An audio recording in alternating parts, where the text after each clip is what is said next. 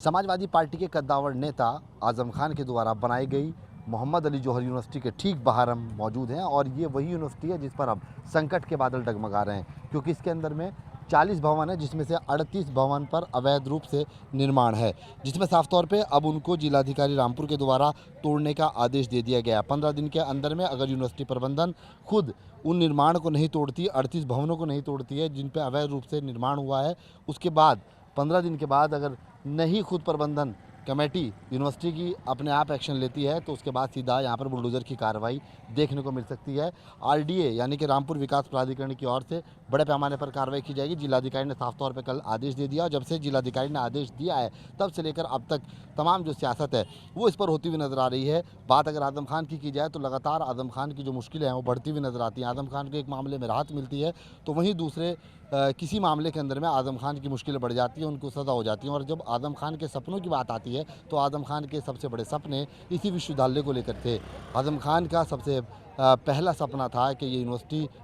पूरी तरह से चलती हुई नज़र आए, बड़े पैमाने पर चले, लेकिन आज उनके सपने पूरी तरह से चकनाचूर होते हुए नज़र आ रहे हैं और इस यूनिवर्सिटी के ऊपर अब संकट के जो बादल हैं वो पूरी तरह से मंडराते हुए नज़र आ रहे हैं। हालांकि अगर बात की जाए लोक निर्माण विभाग की यानी कि पीडब्ल्यूडी की, तो पीडब्ल्यूडी की तरफ से भी साफ तौर पे यहाँ पे एक बोर्ड लगा दिया गया है और लिख दिया गया है कि एक आम रास्ता है, यानी कि यूनिवर्सिटी के अंदर में जो गेट पे हम दस्तक देते हैं साफ तौर पे ये गेट पूरी तरह से बंद रहता था और अब इस गेट पे अंदर जाने की किसी प्रकार की कोई रोक टोक नहीं होगी, क्योंकि अब इसको लोक निर्माण विभाग के द्वारा साफ तौर पे लिख दिया गया है कि ये एक आम रास्ता है। यानी कि अगर इधर से हम लोग चलना शुरू करेंगे और यूनिवर्सिटी के अंदर दस्तक देंगे और यूनिवर्सिटी से सीधा दूसरी ओर निकलना चाहेंगे तो वो बिल्कुल एक आम रास्ता होगा। यानी कि यूनिवर्सिटी के जो बीच का हिस्सा है साफ तौर पे कहा जा सकता है कि ये रास्ता अब पूरी तरह से आम रास्ता बन के रह जाएगा। हालांकि आजम खान के ऊपर लगातार संकट के बादल डगमगाए हुए हैं और आजम खान की जो सबसे पहली प्राथमिकता थी वो इसी मौलाना मोहम्मद अली जौहर विश्वविद्यालय को लेकर थी और अब साफ तौर पर जो बादल आजम खान की यूनिवर्सिटी के ऊपर डगमगा रहे हैं, संकट मंडरा रहा है, वो अपने आप में कहीं बड़े संकेत दे रहा है, क्योंकि ये रास्ता अब पूरी तरह से आम है और लोक निर्माण विभाग के द्वारा इसका बोर्ड लगा दिया गया है। यूनिवर्सिटी की तस्वीर हम आपको यहाँ से दिखाने का प्रयास कर रहे हैं। एक एक भवन की तस्वीर आप यहाँ से देख सकते हैं। ये वही 40 भवन हैं जिनके बारे में जिलाधिकारी ने अपने आदेश में चर्चा की है और साफ तौर पर कहा है कि इसमें से 38 भवन अवैध हैं क्योंकि उनके नक्शे पास नहीं हैं।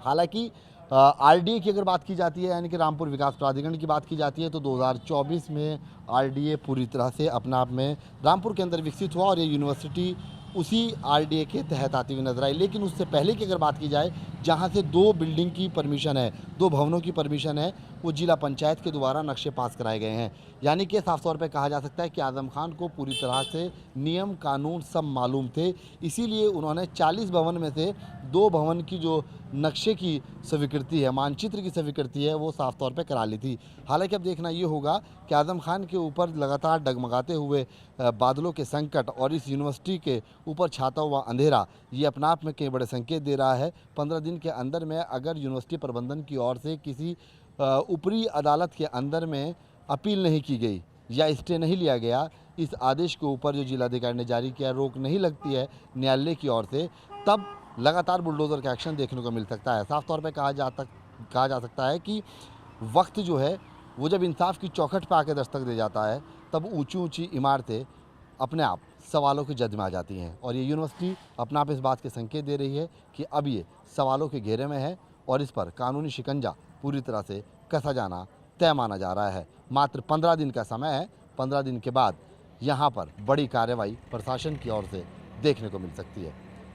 कैमरा पर्सन राकेश के साथ से ये दो असली न्यूज़ नेशन दिल्ली। आपके मोबाइल पर तुरंत आएगी ब्रेकिंग न्यूज, स्क्रीन पर सबसे पहले दिखेगी बड़ी खबर, देश दुनिया की हर खबर एक जगह। अब आपके मोबाइल पर तुरंत फटाफट इंस्टॉल कीजिए न्यूज़ नेशन ऐप और रखिए खुद को अपडेट।